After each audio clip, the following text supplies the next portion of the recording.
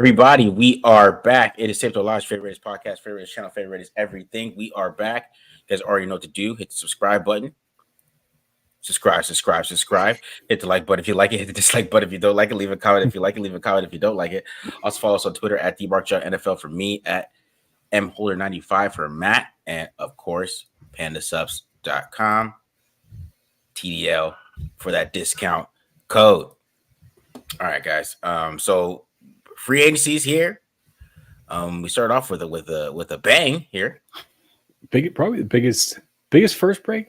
I feel like maybe in a long time of the tampering period that happened. I mean, it came across quick too. So yeah.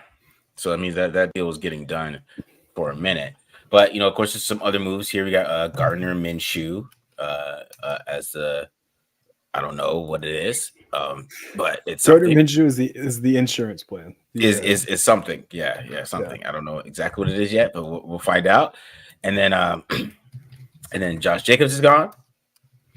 Lamar gone to the Packers, which was like, what the hell? That was weird. And then they released Aaron Jones, like, oh, that makes sense. Yeah. And then Luminor gone, and Luminor's gone. Bilal Nichols is gone. By the way, Bilal Nichols, like, I thought he'd be back because he'd be like relatively cheap. Bilal Nichols getting $7 million a year. I'm like, okay, yeah, that makes more sense now. Like, you will get your money, bud. Damn, I saw that too. I was like, damn, really? I mean, the money that Robert Hunt got was crazy. It was kind of funny. Like, I think, like, I had you in mind when I saw that. I'm like, yeah, there's no way in hell that guy's worth $20 million a year. And I mean, that's the one thing I think you have to give the Raiders and like AP and Telesco a lot of credit for. Like, Tashawn like kind of posed it yesterday and kind of gave us all a little hint and a little preview. Like, part of the reason why they signed Andre James back for what was it, like $8-9 million a year? Yeah. When I think the way it's structured is really more like a 1-year deal or something like that, maybe 2. Mm-hmm. Like was because they thought they were going to get outpriced in the card market. And I mean, like we saw, like cards are getting paid, man. Guards are beefing up. I mean, the Rams spent like $40 million on on a year on guards. I mean, I guess Dotson was a couple days ago, but yeah, we're a day into free agency. And I mean, the Rams had a good guard in Steve Avila last year, and it's just going to play center now. So yeah, guard market is and free agency is exploding right now for sure. Yeah, the guard market is just crazy, man. Him getting $23 million was wow. I was like, man, that film was not that good. But man, that was crazy. But I guess we talk about Andre James first a little bit. I guess because he signed, and that was kind of a surprise for fans with him getting re-signed. But then after today, it's not that much of a shocker, especially with his deal, right? His deal's like, I know it's $16 million guaranteed, but there's the last of the guarantees doesn't come until after the 2025 New Year starts. So since that's the way that it works out there, to me, it's only like a 1-year deal at this point, kind of, and they have an out before we get to next year. So what were your thoughts on that, Matt? I mean, yeah, I think like you said, like, I didn't expect Andre James to be back just because I kind of thought like he might want to test the market, and I honestly thought he'd probably get more money than he actually did. I mean, I was trying to find out what Lloyd Cushenberry. Okay, we had Cushenberry at 4 years, $50 million. So, I mean, what is that about? They didn't make that math easy on me. Let's see. I think it's like 13. Carry the one. 13 and a half or something like that. 13 and a half. So what? And James, we said was about 8.5, 9 million. 8 million. So yeah, I'll be honest. Like, I mean, Lloyd Cushenberry was good. Like, I'd like the breakdown that you did on him, but for $5.5 million less a year, I'll stick with Andre James. Like, and especially again, like you said, like the way the contract is structured, it can be a 1-year deal, and they can still draft somebody if they want, if they like a Jackson Powers Johnson a lot, if they want like I'm trying to blank. Zach Frazier out of West Virginia, who's coming off a broken leg, may not be ready for the beginning of the season. So, like, bringing back Andre James on what seems like a very team friendly deal seems like the smart move so far, especially again with how that guard market has been imploding or exploding, I should say, in the last couple of days, and their next best option, who was obviously connected to the O-line coach and Lloyd Cushenberry, ended up signing for more money and not at least not enough of an upgrade that he's worth it. Not then I think both of us are agreeing on that. Yeah. I think even what I don't like about Andrew James, but I still think at 8 million, I think it's still a good deal for him, especially when you have it out and you have these interior centers. Even like Rimmer from Arkansas, if they wanted to get him, I think that's somebody that they could bring into. So there's a lot of good centers in this draft, and that's what they interviewed those guys. I mean, even Graham Barton, a lot of people want him to play center. I would not know how I feel too much. Maybe you want to groom him and maybe play guard year one, and then he could play center, but you could part him anyways. But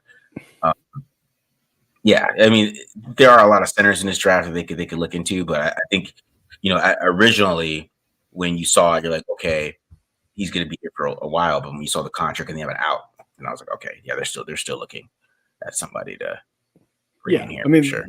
They're not sold on him. Like that's the thing. I think like they're obviously not sold on Andre James as the long-term solution at center, but they like him enough to at least pay him. And like I feel like he's being fairly compensated in a time period where we usually sit here and say that guy's not worth that. You know what I mean? Like for most of these deals. So yeah, can't complain about it too much. PFF had him projected way higher than that, didn't they? I think they had a. I think he might have been not way higher. He might have been more like Cushenberry was projected to get more than he was, but I think they were supposed to be a little bit closer. But yeah, okay. Let's see if they still have it up. I don't know. I think they might take it down after guys start signing. Yeah, and after the PFF Brad, if he gets it wrong too, they probably take it down even quicker.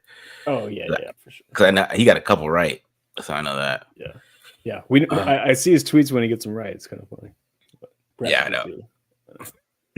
He makes sure you see it when he gets it right. Yeah. Brad's a good dude, though. I'm not gonna give him too much hard time. Yeah. He does better at predicting these contracts than I ever would. Yeah, I know. I mean, he does a great job at it, actually. I mean, he always ends up in around the range. So, I mean, he was pretty spot on with James. He had James projected at 3 years, $9 million a year, 3 years, $8 million a year. James actually, and he guaranteed money. He had 15 mil. James got 15.66. So, and they had Cushenberry at 4 years, 12.5. So I guess they were. Cushenberry signed for a little bit more, but not bad. Okay, guy knows his stuff. We got to stop talking mess about him, man. Okay, he knows what he's doing. He knows what he's doing. All right, man. Yeah, I guess so. It's props from us, man, for that. Especially because I know a lot of people are expecting James to get a lot more money. I know just from the talks about him and some of his stats and stuff like that. But I always say his stats need more context, and he's number 3 in pass rush run rate, and I'm like, okay, yeah. I guess cool, kind of maybe against who? That's like is a nose guard lined up against him. It's a lot of those things with him. It's so nuanced. It's hard to explain to people sometimes. I know a lot of people talk about the snaps now. I mean, that's a thing, but it's just more.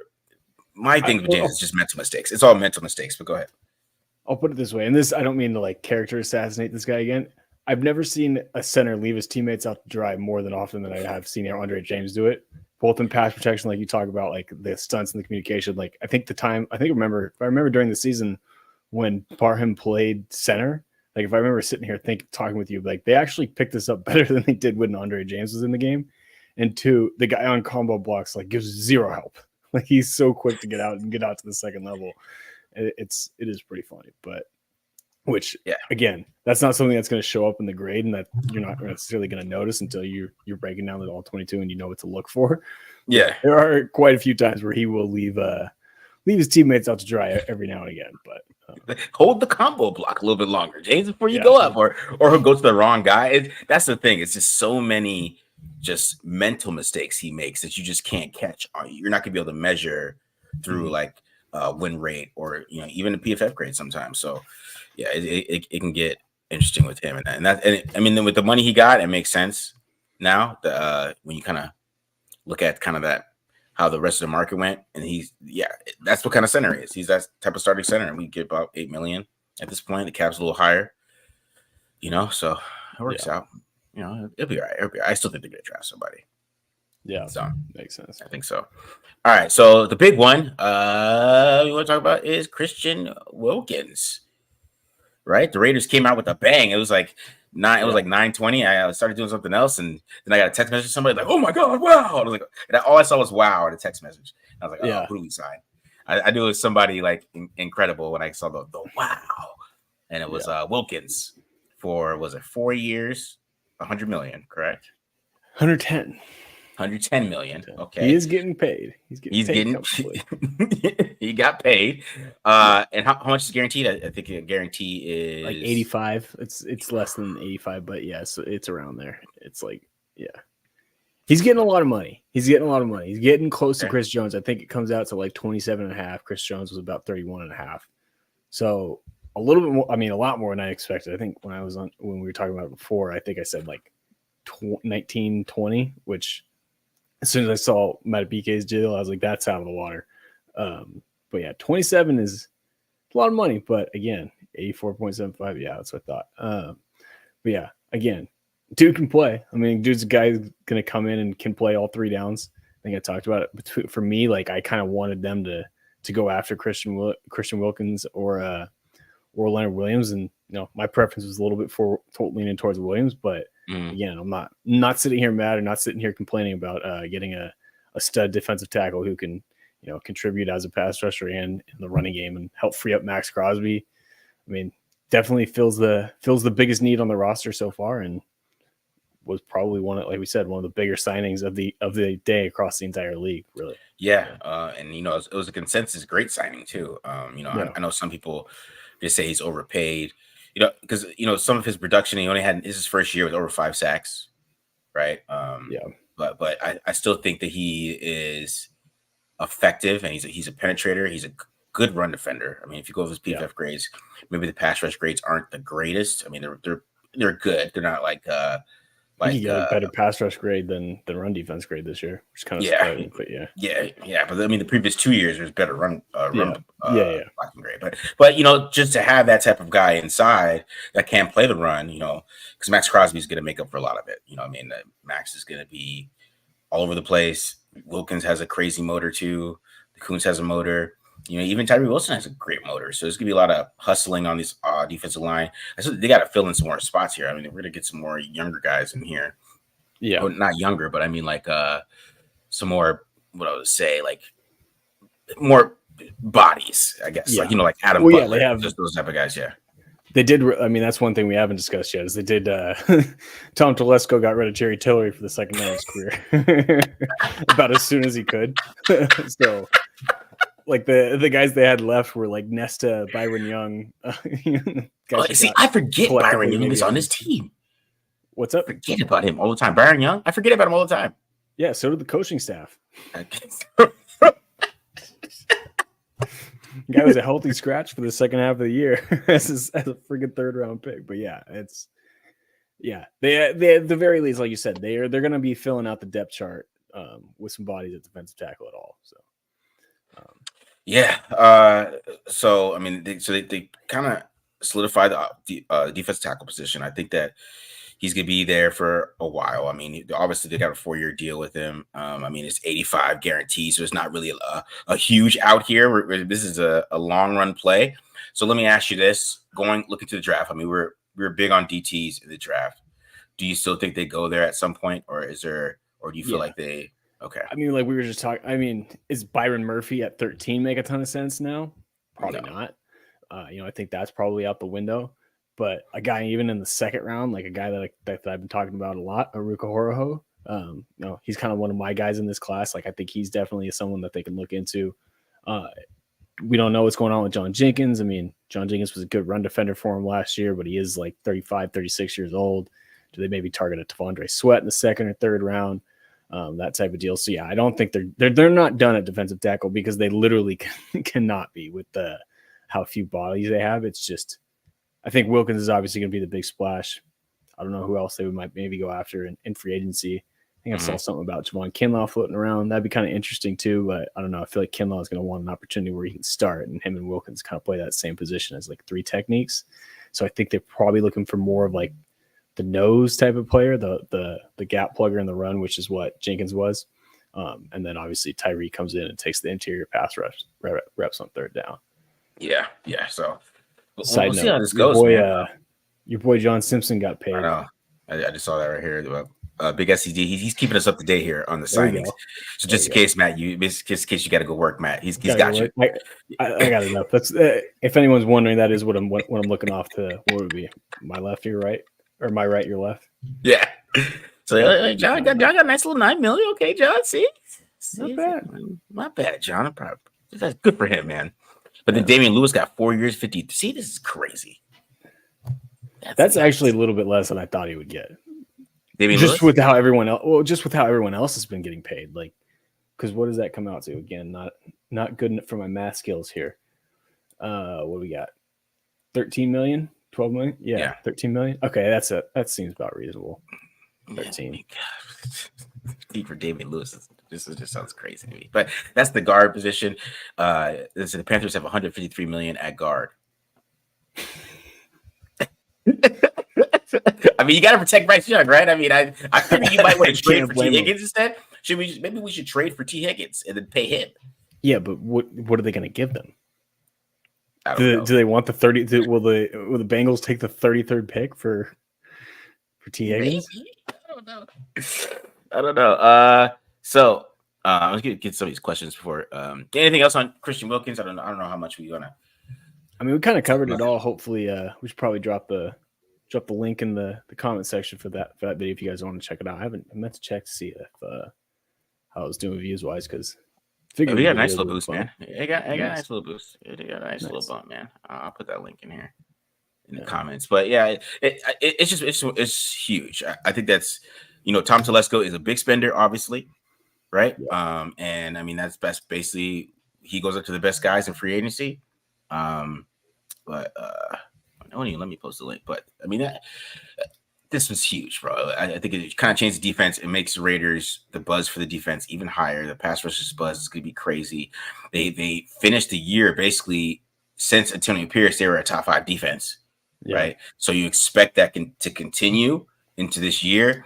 But I don't know what they're going to do at corner. Corners have any.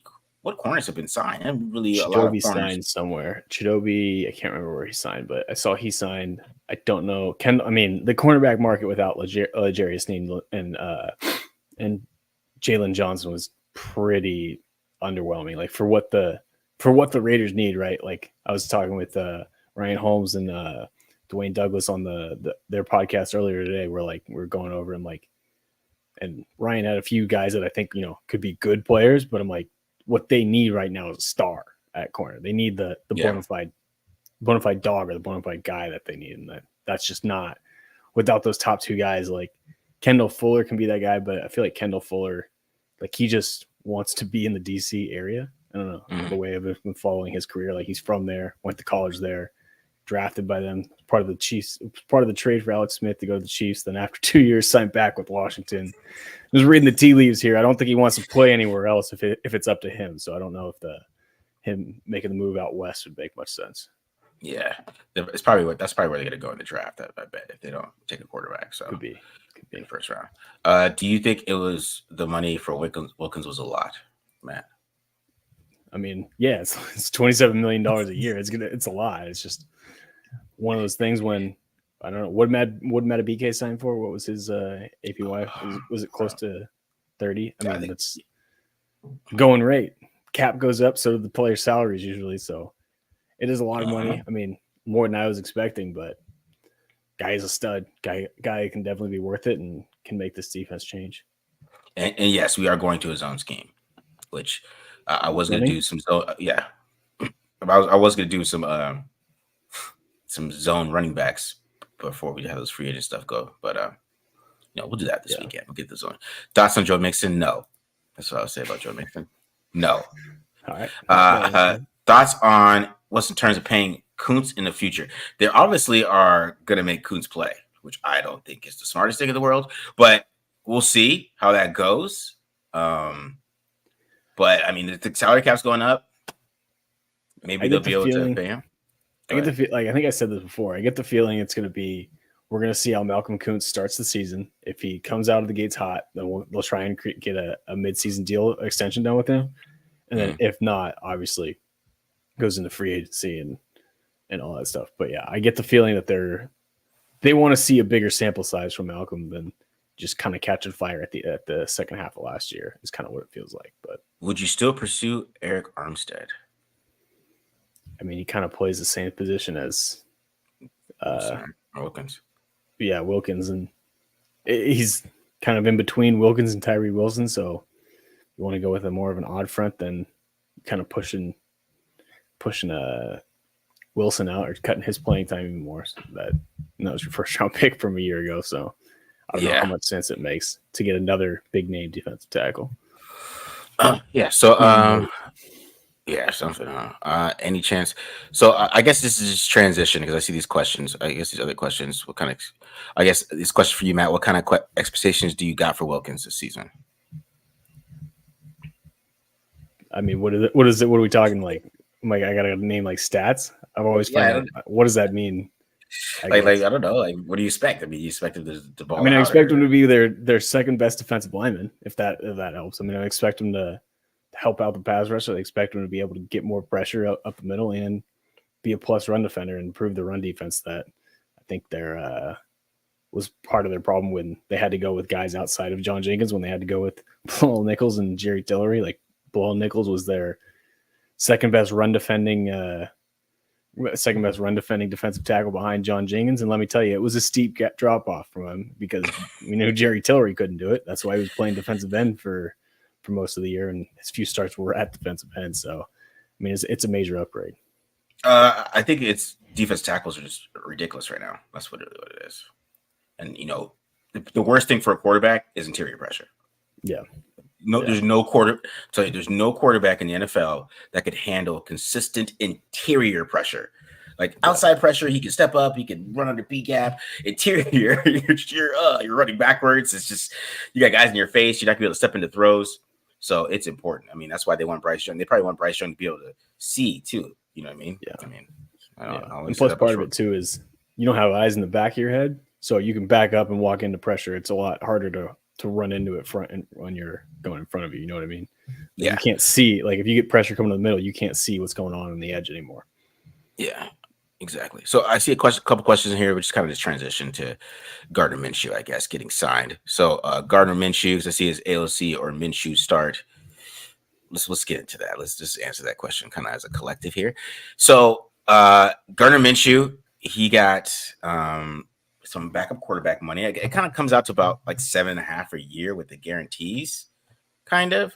I mean, the total is 25. I don't know the exact breakdown incentive wise, but it feels like backup money. Like he's a high price backup, and I get it. He's a good backup. I mean, he almost helped the Colts get to the playoffs, but then of course, they didn't end up making it in the end. But what did you think of that signing? Do you think it keeps them from drafting a quarterback, or do you think it is like, how do you feel about it? How do you feel? I mean, I think I'm probably a little bit more higher on you just but judging off your reaction on Twitter, but I definitely think he's signed to compete for the starting job. Like, I don't think he's going to be handed anything, just like how I think we've talked about it all offseason. Aiden O'Connell's even talked about it, how he's probably going to have to compete for a job. So I don't think anything's guaranteed. I would imagine probably Minshew walks in as a starter week 1 because, to be honest with you, if you had told me, like, if you'd kind of given me like a ceiling for Aiden O'Connell coming out of the draft, I probably would have said it's about what Gardner Minshew is. I think those guys are pretty similar. Gardner Minshew doesn't have a strong arm, but is decently accurate. Does have some questionable decisions making it sometimes. I think O'Connell's probably a little bit better than that from that standpoint. And Minshew's maybe a titch more athletic, a little bit, can move a little bit more. Not that he's a world beater and athlete, but he is just a little bit more mobile, I would say, than a guy like Aiden O'Connell is.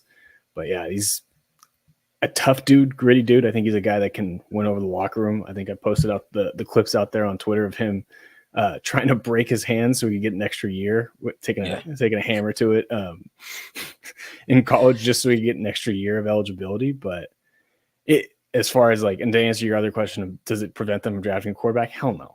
Like Gardner Minshew was not the guy Minshew is not their like plan A. Let me put it that way. Their plan A is still, or their hope, I guess, pipe dream is still, one of those top 3 quarterbacks, likely Jaden Daniels.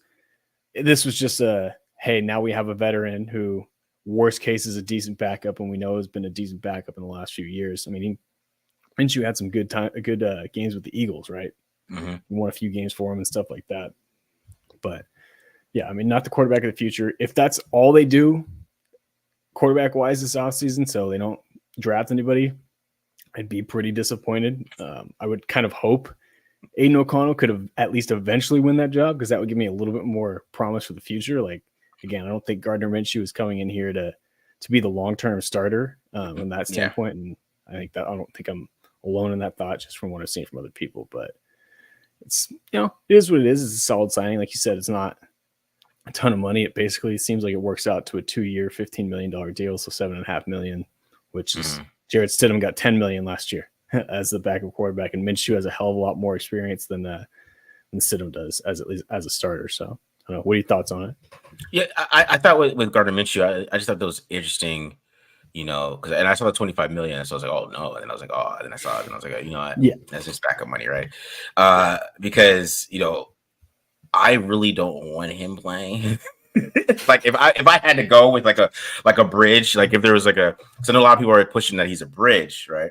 I would rather go with Aiden O'Connell with that, just because one, he's younger. There's more mystery to it. Like, could he get better? There's just more mystery to it. Like, I know what Gardner Minshew is. He's as good a guy who'll probably run the offense okay, and then he's not going to really throw the ball deep. He's not going to do all these things. Like, I know what he is already, and there's really no ceiling. There's still a little bit of mystery with Aiden O'Connell, even if we want to draft the quarterback. But still, there's like a little bit of mystery. Like maybe, it's still a second-year player. So that would be my thing. Like I would be very like if we went to training camp or went to mini camp and Minshew was QB1, I'd be nervous. I would not feel good about that. I mean, if they don't bring anybody in, he's got to be QB1, right? Like, I'm not saying that's how it'll be a legit competition between those two, but I think as far as like the depth chart that gets printed or whatever in that first week of training camp, he's going to be. I think they go with Aiden. I think they like Aiden a little bit. More than I think they liked his grit, his work ethic. I was just talking about Gardner Minshew breaking his hand. What do you mean? It doesn't get any grittier than that. But is Gardner Minshew already at the facility learning the playbook, Matt? I mean, he's Aiden's at the facility right now. They even sent him home. So I mean that's the thing. It's more like that. I'm like, because to me, like Aiden O'Connell and Gardner Minshew are kind of like the same thing, right? So if they're kind of the same really thing, you know what I mean? Like they're kind of the same thing. So that's why it's a little worrisome, because I feel like it's more like, okay, if we can't draft somebody, we could let these guys battle it out, right? But if we can draft somebody, then we let these guys battle it out, and then we get rid of one of them. Part of me wonders. Go ahead. Sorry, go ahead. Finish your thought. Yeah, but that's what's kind of how I see it. Like, okay, we're gonna draft somebody, and then we can get rid of one of them, or we can't draft somebody, and it works out that we can't get the guy that we want, or whatever happens, we let these guys battle it out, and then we just roll. So yeah. I don't know. It was they didn't go after Russell Wilson at all, so it kind of tells you how they felt about having a actual like starting quarterback come in. I mean, I know the Steelers are lying and being like, yeah, it's a competition with Kenny Pickett, but I'm sure Kenny Pickett's pissed because I mean, like the team, the Steelers wanted Russell Wilson, like the team did, over Kenny. Kenny, you're not the leader anymore. Russ is the leader. He's gonna come in there and get that team in there. So the Raiders didn't want to bring that type of dynamic in. So that tells me that they would want a rookie quarterback, probably, right? And then they're going to get rid of one of these guys. I mean, I don't know. Yeah. It might end up being Aiden leaving, but I think that's kind of how it's going to look. I just hope. I really don't. And on that note, and I'm just kind of spitballing, getting the speculation out here in the first day of free agency. Like, it would not surprise me if like this is a move of like Gardner Minshew's going to pick up Gardner Minshew. He's going to be the starter, whatever, to get you through to like training camp in the season. Mm-hmm. We've heard talk about them trying to trade up to 5 to 7. Do they go after make that trade to get to that 5 to 7 range and get ahead of? Well, I guess you don't even have to get ahead of Atlanta right now, right? Because they have their starting quarterback. I mean, in theory. So say they could trade up to 7 or whatever and get that pick. JJ McCarthy is a guy that I could see sitting for a year or two. Like, do you let Gardner Minshew take the straight bullets for the year and see how he does, and then maybe try and trade Aiden O'Connell or something like that and see if you can get anything for him? I mean, he's a guy that, like we said, like has shown promise, did make 9 starts at the end, like last year, was it 9 or 10, and wasn't a world beater by any means, but it wasn't anything where like we're sitting here saying that he can't or won't be a starter in the NFL. So I kind of am curious if that's the route they end up going, where like, hey, you got the guy that as at least the backup, and again, maybe can be that bridge gap for that year that you let the rookie sit, and see if you can get something back and see if you can recoup some value from Aiden O'Connell, or maybe even use Aiden O'Connell as a bargaining chip to make that trade to get McCarthy or something like that. So that's, I feel like that could have some legs as we get down this, get closer to the draft of maybe, hey, the Raiders do like JJ McCarthy as the idea and as the project, and they just want to have someone that can start so they don't have to throw him in the fire if he's not ready. And again, maybe trying to get something back from O'Connell, because I don't know how much sense it would be to have like Minshew and then Aiden O'Connell and another rookie, like where you're trying to develop two guys at once and seeing if they play out. That wouldn't make any sense to me. Like, if you were asking, you keep three quarterbacks on the roster, but I'm like, that just, to me, that doesn't make any sense. That doesn't make. Yeah. I don't know. I just, it's weird. There's a lot of young quarterbacks, you know, and then with Gardner Minshew, and like, is Gardner Minshew a mentor? Like, what is he? You know what I mean? Like, is he a developer? Is he like? I don't know. We'll see how Anthony Richardson does this year. Did Gardner Minshew develop Anthony Richardson? I mean, did he? I don't know about that. You know, so that's the thing. Like, so a lot of people don't like AOC. Like, I know people don't like him. AOC ain't worth shit to another franchise. I don't know. You guys don't know that, man. He didn't play that bad as a rookie. I mean, we signed Gardner Minshew, so like, let's not get crazy here, right? About Jordan Travis. I can't stand Jordan Travis. Who's asking about? Someone's asking about Jordan Travis. Yeah, I just can't. I can't watch him. It's rough. I was watching Trey Benson. It's just you know, I remember watching. I can say when Jordan Travis was getting hype over the summer, I can remember watching Johnny Wilson and be like, "Why do people like this guy again? This guy with no arm? That's not that accurate." Man, I know I was watching overthrow Keon Coleman all the time. It was bothering me. Yeah. So let's see. Yeah, because even with AOC, I mean, when you play like that, like as a rookie, somebody's gonna be like, you know what, I could do something with it. That's why I was a little afraid. Yeah, I can work with him. I can work with that. He got grit. He's tough. You know, all those things. He's 5-4 as a starter. He's 5-5. He's 5-5 as a starter. He wins games. So it's the same thing. I mean, that's why Gardner Minshew has jobs, because he does win games. He's a winner. He's a winner. He does win. All right. See all these questions. A waste of time is a waste of time, just like Russell Wilson nonsense. What do you mean? What? You guys are so negative today. What's going on? And then you're gonna say Jake Browning's a stud. Come on, man. You guys can't do this stuff. Yeah, just knock us for talking about Russell Wilson. They talk about Jake Browning. All right. Next topic. Let's talk about Josh Jacobs leaving to go to the Packers. That was crazy. You know? Yeah, I mean, I felt like we all kind of knew Jacobs was gone. Like the writing was on the wall, obviously, like we talked about, I think, pretty much all off season. I just didn't think the Packers were going to be his destination. And then obviously when they get rid of Aaron Jones, but it's also something they're taking on like another like 16 million or something like in cap hit, like to get rid of Jones. But yeah, it's a tough one. I mean, the thing that I can't get over too is like with getting rid of Josh Jacobs, it's like I saw like Deshaun's tweet, like, oh, they're moving to more of a zone scheme. And I know you talked about that too. Like, well, Josh Jacobs is a lot better running zone than Zamir White is. Like Zamir White's problem is that he has terrible vision when running zone. So that's the one thing where I was like, well, that's like, I get wanting to give, I don't get me wrong. I get wanting to give the younger guy the shot after the way he finished the season and the way Josh Jacobs was last year, but that's not Zamir White's strength, which is a little eyebrow raising for me. So, but yeah, it's that's why it's interesting to me. And that's why I think they plan on drafting a running back. I think that's still the plan. I think they're looking at these running back class, which I think was kind of got an indictment today a little bit. because that's why those guys got paid so much.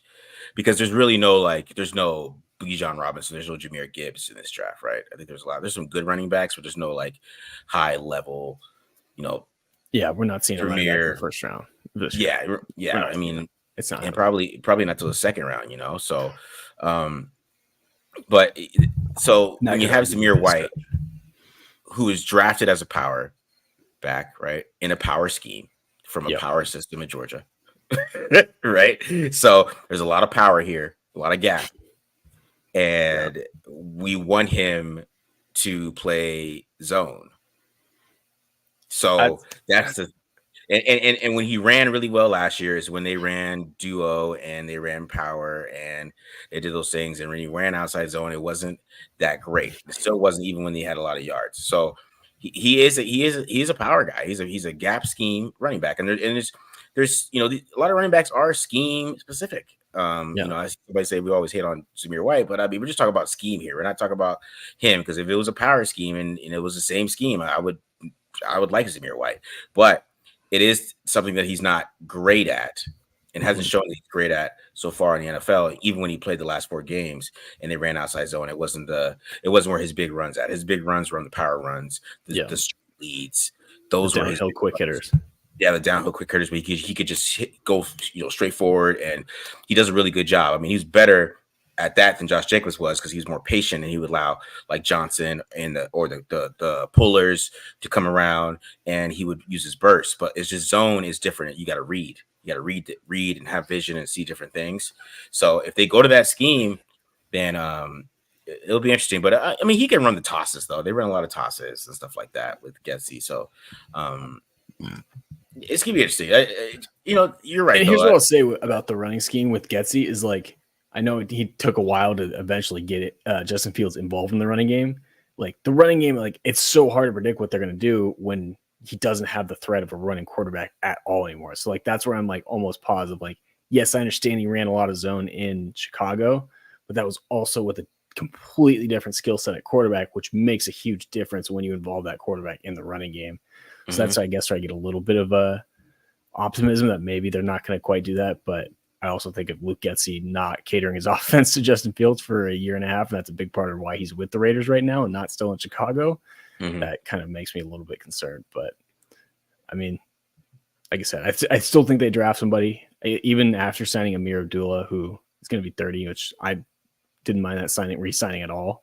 I still think they go after at least one running back in the draft. So, yeah, it was tough to see Jacobs go. Because I mean, there's it was more because if they are going to run zone scheme, that's what you want Jacobs for. I mean, you want him to do that. But like I said, the Raiders weren't willing to give that 4 years, $48 million, and even with the franchise tag, he would have the $14 million that he's guaranteed over there. So they didn't want to go there either. So I mean, they believe in Zamir White, right? But they are going to have to try to mix up the scheme a little bit. Yeah. And I think they will, because I think the NFL is just going to more power in itself. So the NFL is kind of getting away from the wide zone stuff a little bit and going into the power game. That's why you see the Lions and what those teams like to run. And you even see Shanahan and even McVay. They ran a lot more power than usual. So I mean, we could be wrong, and they could be just come out and just run power all day, right? Yeah, I was gonna say White.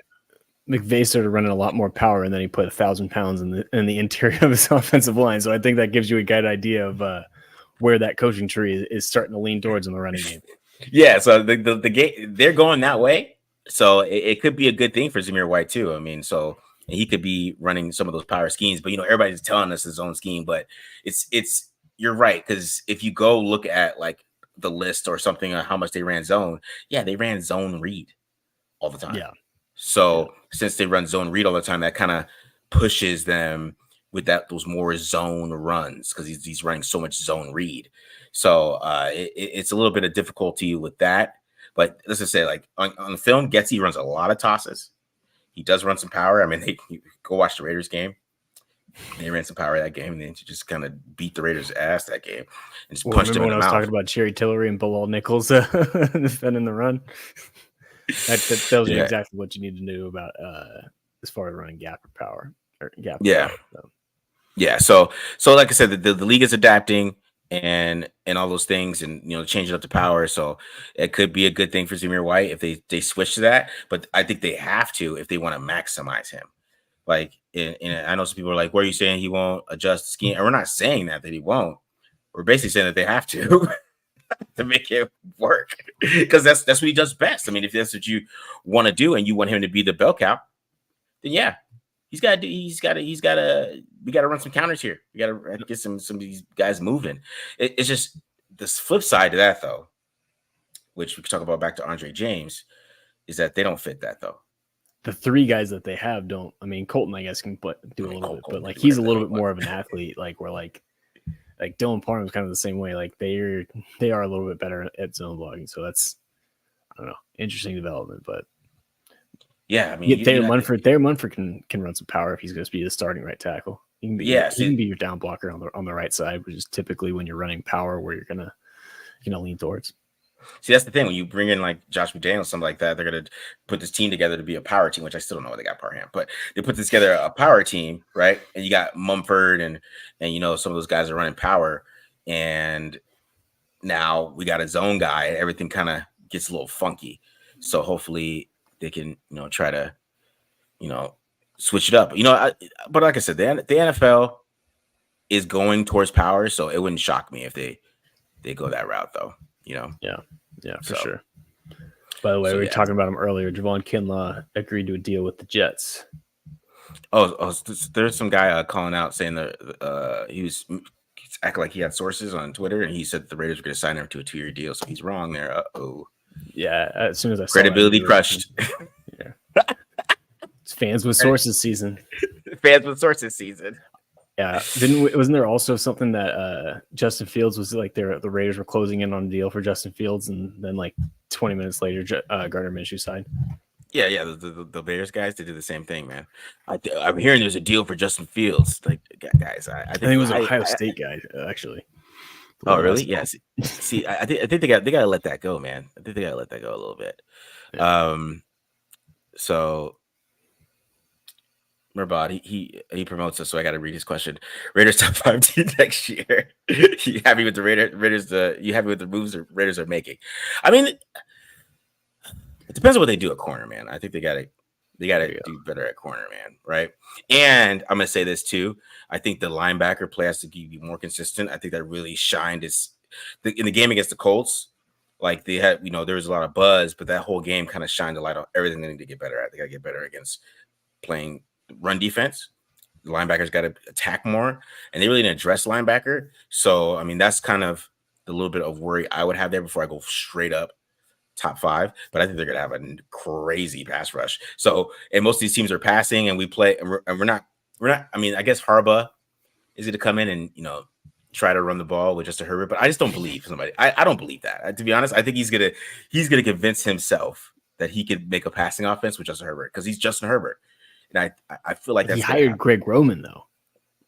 Yeah, I know, but I just can't.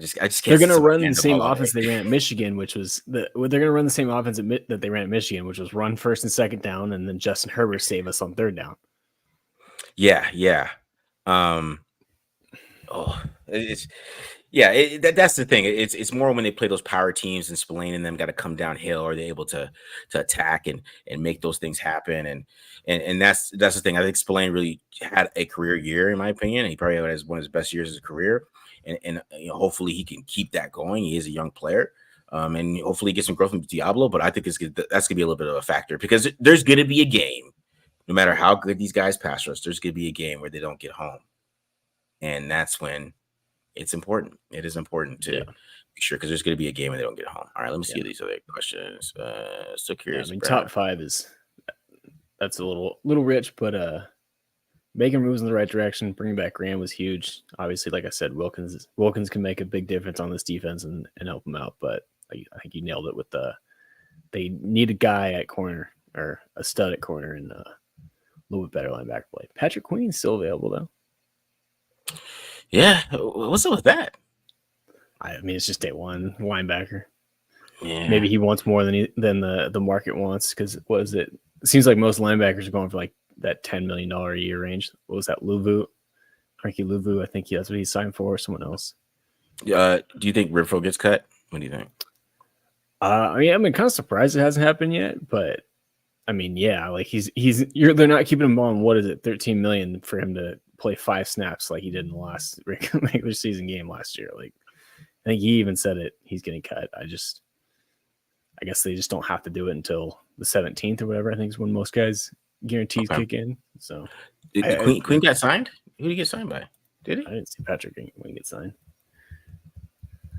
I don't know if there's signed by him. I don't know if there's any free agent linebackers left, to be honest. We got Kansas City. Did he fall for the fake Adam Schefter tweet? I think somebody own up to it in the chat. Did you fall for it?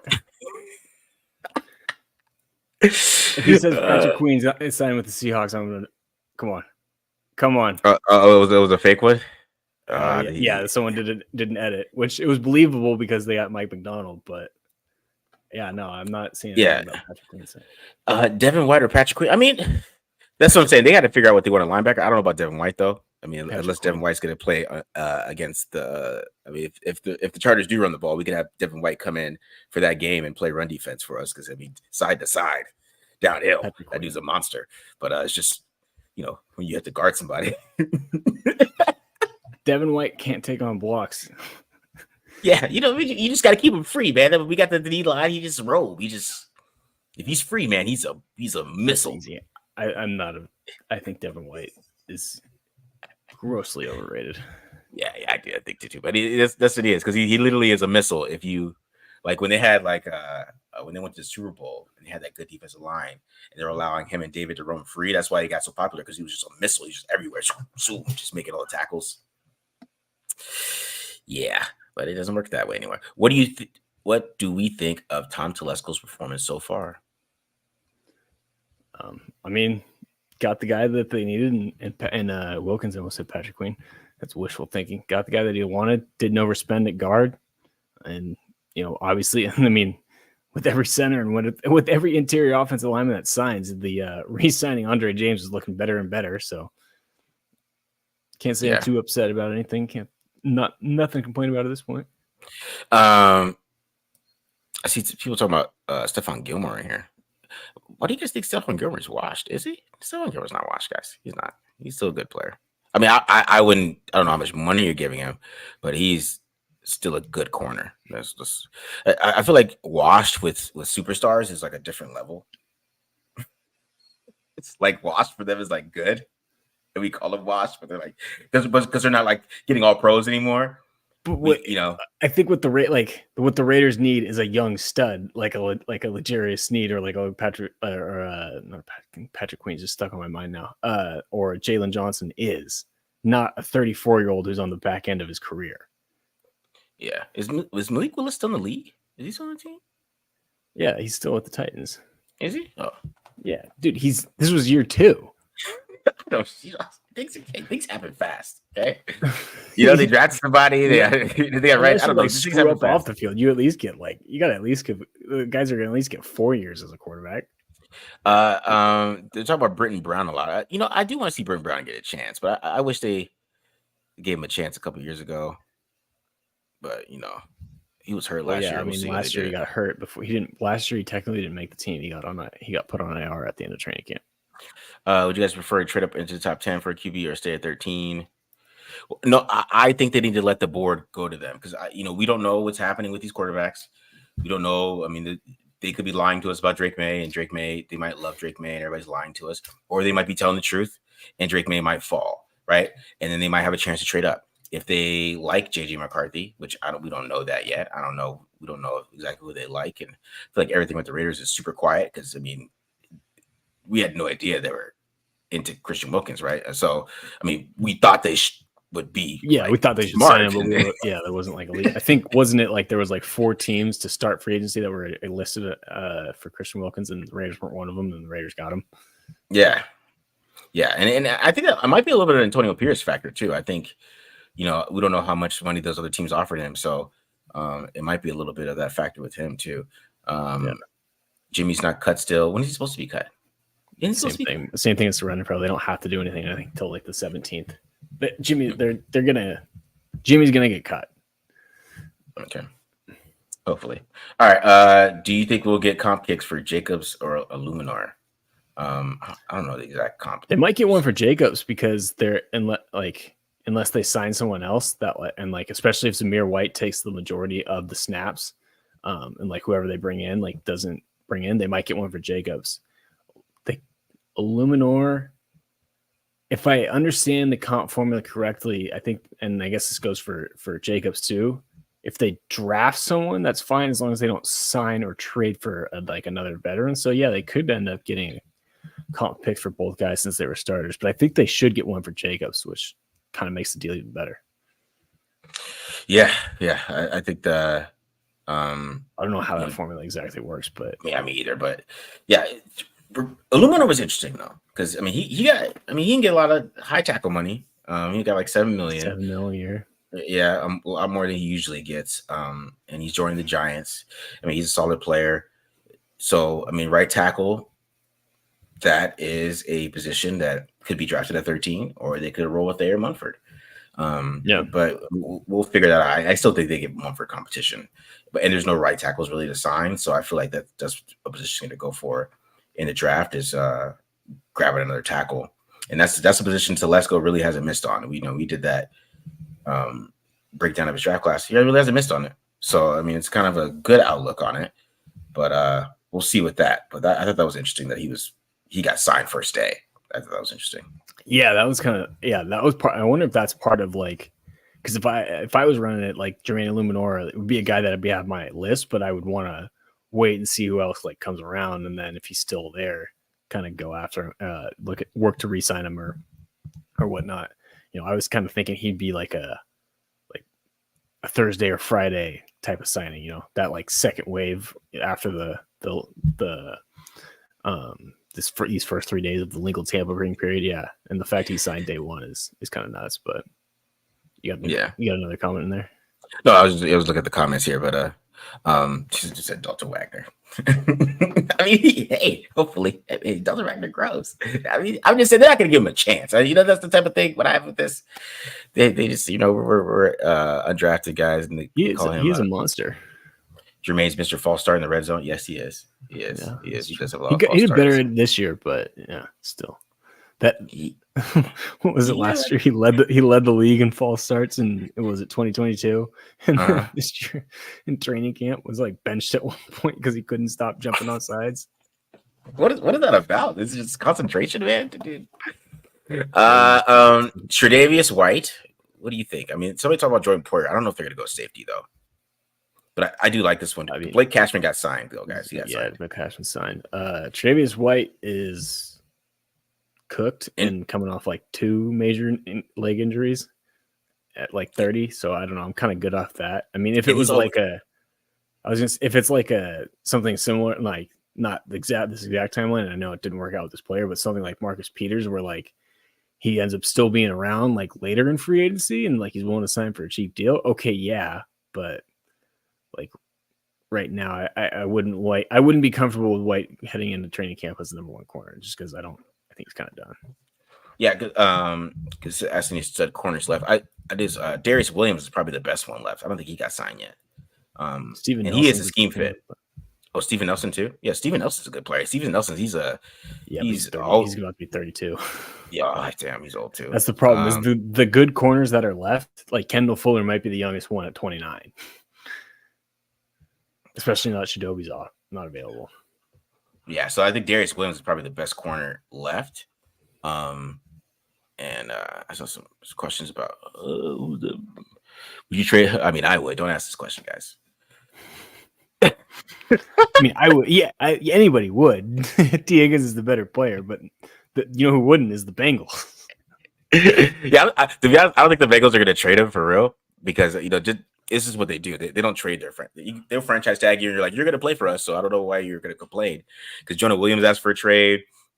I think somebody else asked for a trade. Chad Ochocinco asked for a trade. They didn't trade him. He was complaining for like a whole year.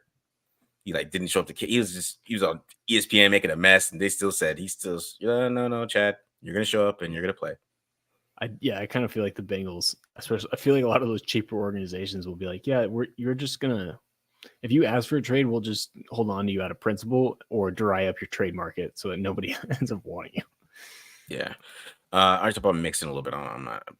It's just Mixon has had away from the field. Mixon's had a couple run-ins with like domestic violence with women. Like I know some of them have gotten dismissed, but that's typically a no-go, like a non-starter for Mark Davis. Like, which is not the greatest. From what I've heard about him, he's not the greatest guy off the field. We went with AOC and going. I don't think so. I think if they go best player, I still think they get Michael Penix in the second round.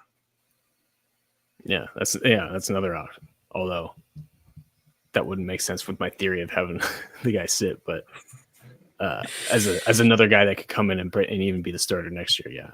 I mean, you just have him sit because he's too old. You can't have him sit because he's he gets those knees get too rusty. He's got to stay loose. I mean, drafting Penix would get fans excited for sure. But I honestly do not want to watch Gardner Minshew that much. I just don't. At least with Penix, you get deep shots. Exactly. You get some deep balls. Trey Tucker get some targets. Yeah, exactly. What about Brian? I mean, he's got to ask himself that. I think Byron Young. I think he's got to ask himself that more than us. What? To be honest. But what about him? Yeah, he's gonna look himself in the mirror. Yeah, yeah, he's got to get better there, man. Let me be honest. He's a guy that was known like going into the draft. I thought could have been a decent run defender, and I'd say he needs to work on his run defense from what I saw. Yeah. JC Jackson, I don't think he comes to. I mean, I'm not. JC Jackson has to play man, and then he's not even really that good at it. Jace Jackson also cooked, and I don't think Telesco's going to get burned twice by that guy. Yeah, for sure. I'd rather Knicks than Penix. I would too. I'm with you, Michael, but I still think Knicks is going to sneak in the first round.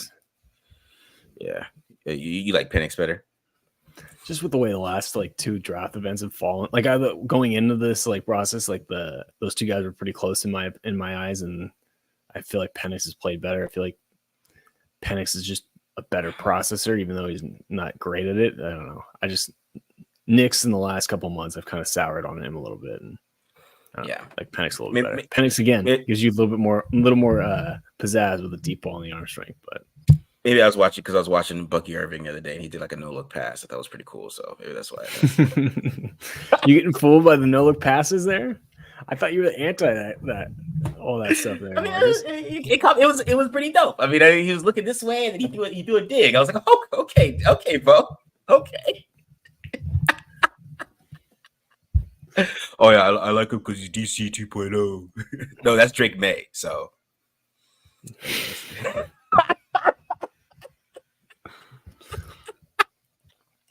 Sorry. Anyways, sorry about that, guys. Anyways, Penix does have the industry there. Fields, Penix, or Daniels? Daniels. So, I mean, yeah, one of those guys we're talking about being a top 3 pick, and the other two we're talking about in the second round. Yeah. Going with Daniels. I can't do the Fields thing, man, and that's why Fields' market is just gone. And I guess because his market is mostly media, so I mean, you guys saw me do Justin Fields. I feel like I've been pretty. I feel like I was one of the first people on the Raider sphere to be anti Justin Fields. Yeah, and I mean, I think we're finding out pretty quickly what the league thinks of him. I think Ben Albright was basically saying like his best option right now is to go to the Colts to back up Anthony Richardson. So I think this whole second rounder talk for Justin Fields I always kind of felt was BS, and I feel like it's quickly proving to be true because I think he would have been dealt by now, and we wouldn't see moves like Russell Wilson going to the Steelers and Atlanta going after Kirk Cousins if they were going to make a run at Justin Fields. Yeah. I mean, what could you get for Fields at this point, though? Like, but they already signed Minshew, so it's like how many quarterbacks are you gonna have? So that's the thing. When they signed Minshew, that kind of went out the window. But I mean, if they would have waited and they maybe could have got him for like a fifth at this point, I mean, to me at this point he's gonna back up. What's his name? Caleb Williams, which I mean, is really not a bad plan in my opinion. I don't think that's an awful plan. I mean, because I feel like we talk about bridge quarterbacks. I feel like he's in the bridge quarterback type of thing too, right? So, I mean, he could be a bridge for Caleb Williams. So, I mean, I feel like you kind of lose the. I mean, it's getting on a tangent, but I feel like you kind of lose the luster of having the quarterback on the rookie contract when you have two of them on on a first round pick rookie contract. Like at that point, you're taking the same cap hit. You're just splitting it up between two different quarterbacks, and one of them's not going to be on the field for you. So I don't know how much sense that would make, but it is, I guess, just a year. Exactly. All right. I know Williams started right away, but I'm just saying, I mean, you back up, bridge, just in case, they like to do that little funky thing where they act like somebody's a bridge. All right. I think we hit an hour. I don't know if we got any more questions here. Raiders are off to a fast start free agency. See if they get anything done tomorrow. I mean, we're still early. I mean, they got some positions to fill. See if they get some cornerbacks. See what they do. See what they do in the draft. Of course, we'll do some. I'm doing a mock draft on Friday, so doing a mock draft. Kind of. I don't know if you want to join, Matt. You could join us, man. Do the mock draft if you like. Bring your picks too. All right. Yeah, bring your picks, man. And it's going to be interesting to see how this ends up because I think there's the draft is going to be they're at 13. They got a couple holes that they haven't really filled yet. We'll see if they try to fill them in free agency here, and we'll see when we get the junk guys, right? So that's the type of thing. I don't know. Any last thoughts, Matt, before we get out of here? I think you nailed it pretty much. I mean, definitely a good day to land one of those big fish that we've been kind of hoping they were going to get for a while in Christian Wilkins, and then. Two, hopefully we get some more good news tomorrow. Maybe another big signing, and kind of take it from there. We'll see.